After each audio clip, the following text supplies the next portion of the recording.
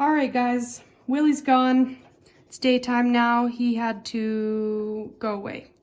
So, again, you're going to start at the bottom of the page or the top, depending on where you're working from.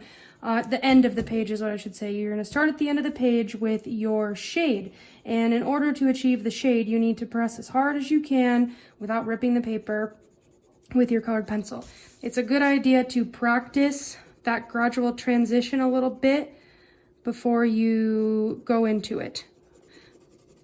Because once you have a hard line with the colored pencil, it's kind of a nightmare to get rid of. And that's part of your grading, is your ability to go from that nice shade to tint in an ombre sort of blended sequence without being like that. That is not what we want. Nope. Okay, so I start with my darkest. So I'm pressing hard and I'm going to ease up on my pressure slowly. I've got really nice Prismacolor colored pencils here. These work really well for this, but any colored pencils will do.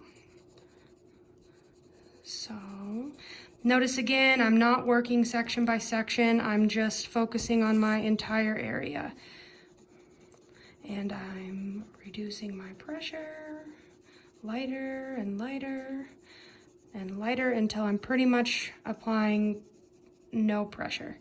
And then it's lightest in the middle. Okay, so you're going to use 4 to 5 different colors. You can do a pattern. One rule, you cannot do colors next to each other. So right here, I would not do blue. Right here, I would not do red. Okay, so now we're going to move on to something new, and this technique is called burnishing. This is a technique that professional artists use, and it's another word for blending.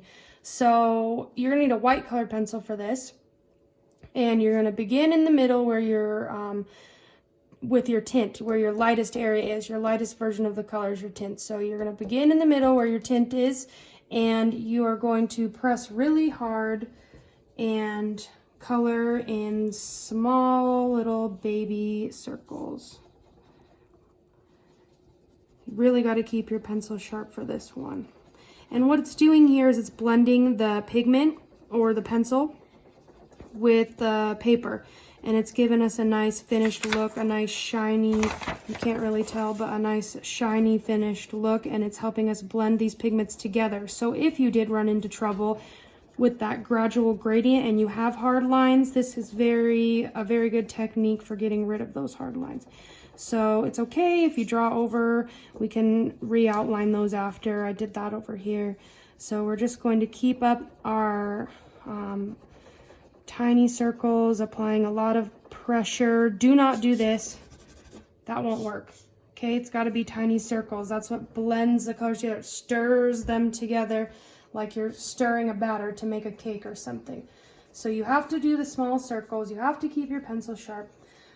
But once you get into an area where there's more pigment and more pressure applied to achieve a bit darker color, you do not need to press as hard. You gradually begin pressing a little lighter and lighter. You can't tell, but I'm pressing probably half as light as I was when I was up here, and it's all blending together.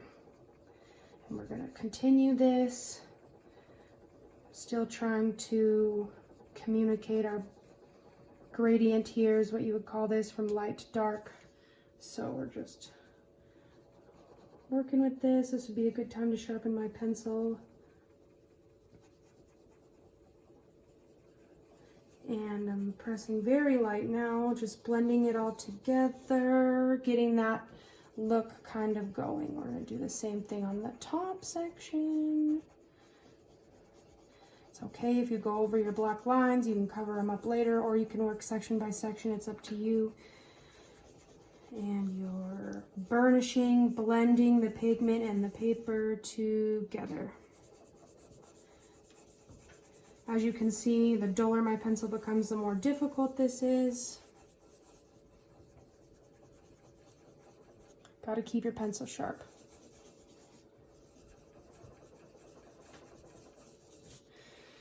And when you are done, you're going to get a look like this.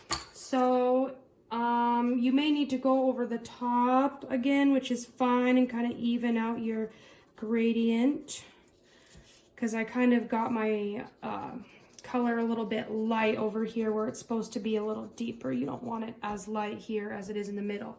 The middle is your tint, that's your lightest section, and then it goes to a medium color, and then it gradually turns into your darkest shade. So that's what you're gonna do.